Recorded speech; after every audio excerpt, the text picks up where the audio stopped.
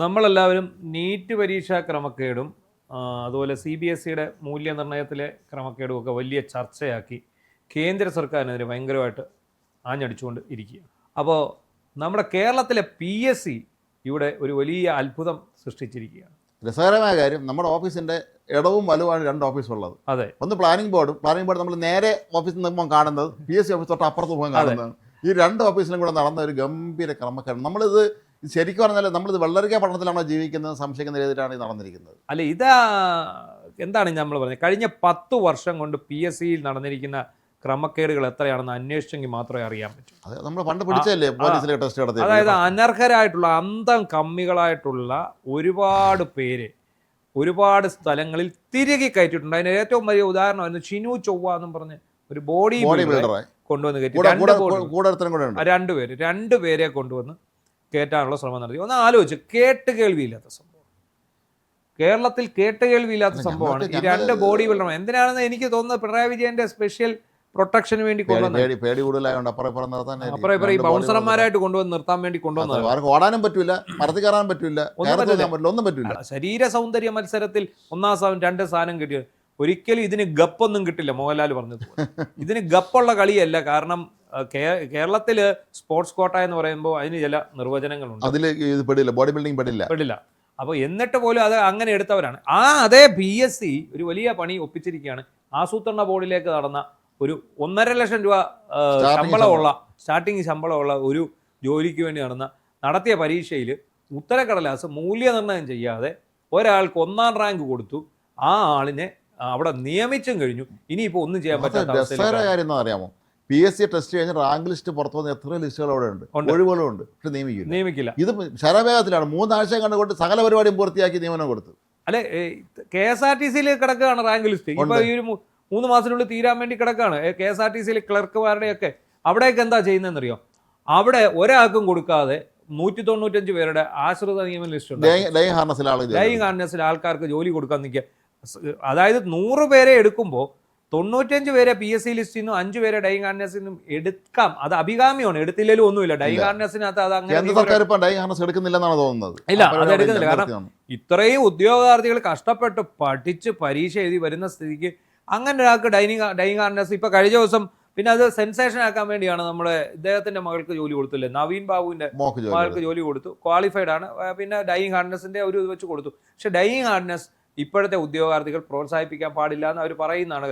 എല്ലാവരും കഷ്ടപ്പെട്ട് പഠിച്ച് കയറി പോകുമ്പോൾ ഒരാൾ വന്നിട്ട് ഡൈയിങ് ഹാർനസിന്റെ പേര് ജോലി വാങ്ങി IAS കിട്ടിയവരുണ്ടെന്ന് പറയുന്നുണ്ട്. എടുത്ത് പിന്നെ പോയി സിവിൽ അവസാന സെക്രട്ടേറിയറ്റ് നല്ല ഗുഡ് ബുക്കിൽ വന്നു കഴിഞ്ഞാൽ സിവിൽ സർവീസും കിട്ടും. അവസാനം IAS കൺഫർ ചെയ്യും. ഇതിപ്പം ആസൂത്രണ ബോർഡില് industry and instruction division, chief industry and infrastructure division, അതിലേക്ക് നടത്തിയ പരീക്ഷയിലാണ് PSCക്ക് പിഴവ് സംഭവിച്ചിരിക്കുന്നത്. എന്താണ് സംഭവം? 10 ചോദ്യങ്ങളുടെ ഉത്തരം അതായത് 100 മാർക്കിൽ ഈ 10 ചോദ്യത്തിന് 58 മാർക്കാണ് ഇതിന് ഉള്ളത്. ഇത് വാല്യൂ ചെയ്യാതെ ഇവര് മൂല്യനിർണ്ണയം നടത്തി ഒരാൾക്ക് 1ാം റാങ്ക് കൊടുത്ത് അയാളെ നിയമിച്ച് അവർ കയറി കഴിഞ്ഞു. അപ്പോൾ എന്തു പറ്റി? ഇതിൽ എഴുതിയ ഉദ്യോഗാർത്ഥികൾക്ക് സംശയം തോന്നി. അവരിതിന് അവര് പരീക്ഷയുടെ ഇത് കൊടുക്കാൻ പറഞ്ഞു, പേപ്പർ കൊടുക്കാൻ പറഞ്ഞു, പേപ്പർ എടുപ്പിക്കാൻ. അവർ പേപ്പർ എടുപ്പിക്കാൻ അപേക്ഷ കൊടുത്തു, വിവരാവകാശ നിയമപ്രകാരം അപേക്ഷ കൊടുത്തു, ഫീസ് അടച്ച് ഉത്തരക്കടലാസിൻ്റെ പകർപ്പെടുത്തു. ആലപ്പുഴ മുഹമ്മദ് സ്വദേശി, അതായത് അദ്ദേഹം ഇത് എടുത്തു കഴിഞ്ഞപ്പോഴാണ് 1ാം പേപ്പറിൽ 9 മുതൽ 18 വരെയുള്ള ചോദ്യങ്ങൾക്ക് നൽകിയ ഉത്തരങ്ങൾ മൂല്യനിർണ്ണയം ചെയ്തിട്ടില്ല. ഉത്തരം മൂല്യനിർണ്ണയം ചെയ്തിട്ടില്ല. ആകെയുള്ള 100 മാർക്കിൽ 58 ഈ 10 ചോദ്യങ്ങളുടെ ഉത്തരമാണ്. ബാക്കിയുള്ള ഉത്തരങ്ങൾക്ക് മാത്രമാണ് ഇത് എഴുതിയ ഈ 10 എണ്ണവും ശരിയാണ്. അപ്പോൾ അങ്ങനെ വരുമ്പോൾ ഇയാൾ ആണ് 1ാം റാങ്കിൽ വരേണ്ടത്. അപ്പം ഇദ്ദേഹം എന്ത് ചെയ്തു? കേരള അഡ്മിനിസ്ട്രേറ്റീവ് ട്രിബ്യൂണലിൽ കേസ് കൊടുത്തിട്ടുണ്ട്, പരാതി കൊടുത്തു. അപ്പോൾ വേറെ ഒന്നുകൂടെ ശ്രദ്ധിച്ചോണം, ഇത് പരീക്ഷാഫലം പ്രഖ്യാപിച്ചപ്പോൾ തന്നെ ഉത്തരക്കടലാസിന് അപേക്ഷ കൊടുത്തില്ല, പകർപ്പ് കൊടുത്തില്ല. കൊടുത്താൽ എന്താണ്? ഇത് പിടിക്കപ്പെടും. ആ സമയം കൊണ്ട് ഇവർ ആളിനെ അവിടെ നിയമിച്ചു കഴിഞ്ഞു. ഈ നിയമനത്തിന് പിന്നിലെ അവസ്ഥ സത്യത്തിൽ അന്വേഷിക്കേണ്ടതാണ്. അത് സെക്രട്ടേറിയറ്റിലെ അഡീഷണൽ സെക്രട്ടറി തലത്തിൽ ഉയർന്ന നിലയിലുള്ള തസ്തികയ്ക്ക് 2022 വിജ്ഞാപനം വന്നത്. 1,23,700, 1,66,800 ശമ്പളം. 1.5 ലക്ഷം കൂടുതൽ എന്തായാലും ഒരു മാസം ശമ്പളം കിട്ടും. 2023 ജൂലൈയിൽ പരീക്ഷ നടത്തുന്നു. വിവരണാത്മക രീതിയിൽ 2 പേപ്പറായിരുന്നു. ഡിസ്ക്രിപ്റ്റീവാണ്. 2025 ഫെബ്രുവരി ചുരുക്കപ്പട്ടികയും അതിൽ ഉൾപ്പെട്ടവർക്ക് അഭിമുഖം നടത്തി. കഴിഞ്ഞ വർഷം മെയ് 31 റാങ്ക് പട്ടികയും പ്രസിദ്ധീകരിച്ചു. ഒറ്റ ഒഴിവാണ് ഉണ്ടായിരുന്നത്. ജൂൺ 23 1ാം റാങ്കുകാരന് നിയമന ശുപാർശ നൽകി. എല്ലാം ഷടുപടേ എന്നായിരുന്നു. കാരണം മൂല്യനിർണ്ണയത്തിൽ പരാതിയുള്ളവർ ഉത്തരക്കടലാസിന്റെ പകരം അപ്പോൾ തന്നെ കൊടുത്തു. കാരണം അങ്ങനെ കൊടുത്താൽ നമ്മുടെ സർവകലാശാല ഡിപ്പാർട്ട്മെന്റുകളിൽ നടന്ന അധ്യാപക നിയമനത്തിൽ ഈ നേതാക്കന്മാരെ ഭാര്യമാർക്കെല്ലാം ജോലി കിട്ടിയത് തന്നെയായിരുന്നു. അതെ, അങ്ങനെ എന്ത് ചെയ്തു? 1 വർഷത്തിനുള്ളിൽ 1 വർഷം കഴിഞ്ഞ് നിയമനമൊക്കെ നടന്നു കഴിഞ്ഞപ്പോഴാണ് ഈ ഉത്തരക്കടലാസിന്റെ പകർപ്പ് കൊടുക്കുന്നത്. അല്ല, ഇത് നമ്മുടെ PSCയിൽ ഈ രാഷ്ട്രീയക്കാരെ കുത്തി നിറയ്ക്കുന്ന ആ ഒരു രീതി ആദ്യം പറഞ്ഞു. മുമ്പൊരിക്കലും ഒരു ഇറുക്കിൽ പാർട്ടിക്ക് PSC മെമ്പർ സ്ഥാനം കിട്ടിയപ്പോൾ അത് വിറ്റു എന്നൊരു ആരോപണം ഉയർന്നിരുന്നു. അപ്പോൾ ഇത് വളരെ PSCയിൽ അംഗങ്ങളായിരുന്ന മഹാന്മാരെ ആളിലാണ്. ഇപ്പോൾ നമ്മുടെ AP ഉദയഭാനു, തിരുവനന്തപുരം കരുണാകരൻ സാർ, അങ്ങനെയൊക്കെയുള്ള മഹാരഥന്മാർ ഇരുന്നിട്ടുള്ള കസേരയിലാണ് ഇവരെ ഈ രാഷ്ട്രീയക്കാർ ഈ പറഞ്ഞ പോലെ ഇറുക്കിൽ പാർട്ടി കൊണ്ട് വിറ്റ് ആളിനെ അവിടെ നിയമിച്ചു എന്നൊക്കെ പറയുമ്പോൾ നമുക്കിത് വളരെ അത്ഭുതകര തോന്നണം. മാത്രമല്ല ഇന്ത്യയിൽ ഈ PSCയിൽ ഏറ്റവും അംഗങ്ങളുള്ളത് കേരളത്തിലാണ്. UPSC പോലെ 8 പേരെ കണ്ടേ ഉള്ളൂ ഇന്ത്യയിലെ മൊത്തം നിയമനം നടത്തുന്ന. ഇവിടെ 20 പേരിലധികം ഉണ്ട്. ഇവരെ എണ്ണം കുറയ്ക്കാനോ ഇവർക്ക് അനർഹമായി വർദ്ധിപ്പിച്ച ഈ ശമ്പളമോ പെൻഷനോ കുറയ്ക്കാനൊന്നും തന്നെ പുതിയ സർക്കാർ ഉദ്ദേശിക്കുന്നില്ല എന്നുള്ളത് ഞെട്ടിപ്പിക്കുന്ന വാർത്ത കഴിയുമ്പോൾ നിങ്ങൾ പുറത്തു വന്നിരുന്നു. അല്ല, ഈ കഴിഞ്ഞ 10 വർഷത്തിൽ നടത്തിയ നിയമനങ്ങൾ മുഴുവൻ പുനഃപരിശോധിക്കേണ്ടത് പ്രായോഗികമല്ല എങ്കിൽ പോലും ഇതിനകത്ത് പരീക്ഷ പാസ്സാകാത്ത പോസ്റ്റിലേക്ക് നടത്തിയ നിയമനങ്ങളെങ്കിലും അന്വേഷിക്കണം.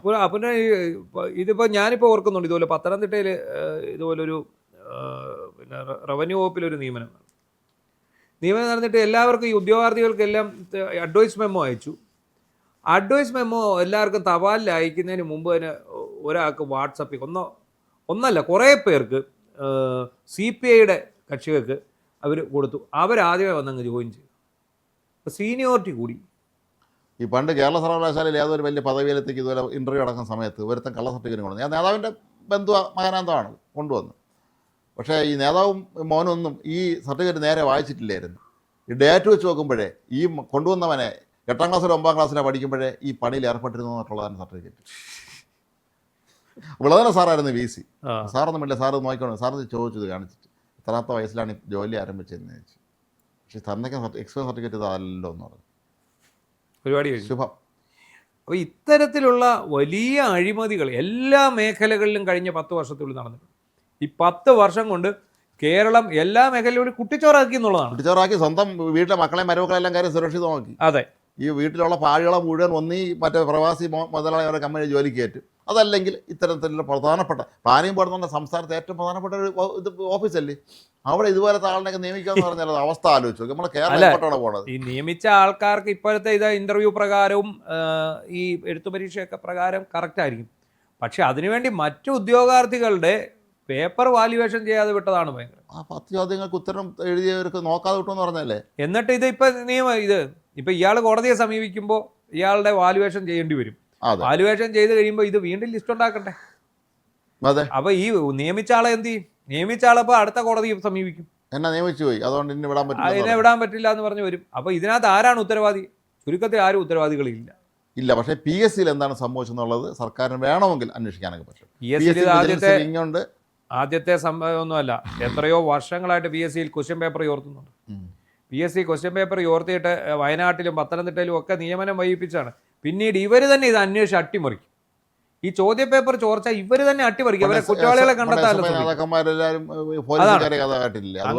അങ്ങനെയാണ് സംഭവിക്കുന്നത്. എന്തായാലും ഇതൊരു കടന്ന കൈയായി പോയി.